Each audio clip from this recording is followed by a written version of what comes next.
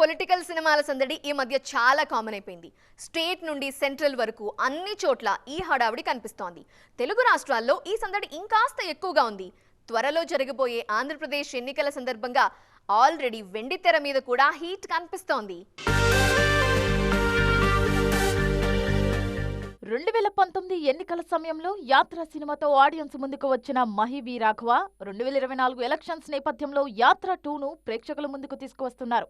తొలి భాగంలో Rajasekhar Reddy పాదయాత్రనే main point గా చూపించారు. ఆ ఫార్ములా వెండితెర మీద బాగా వర్కౌట్ అయింది. యాత్ర 2లో వైఎస్ జగన్మోహన్ రెడ్డి చేసిన ఓదార్పు యాత్ర నేపథ్యాన్ని తీసుకున్నారు మహి. తాజాగా యాత్ర 2 టీజర్ రిలీజ్ చేసిన దర్శకుడు మరోసారి తన మార్కు చూపించారు. పేరుకు పొలిటికల్ సినిమానే అయినా యాత్ర కథ మేజర్గా హ్యూమన్ ఎమోషన్స్ చుట్టూనే తిరిగింది.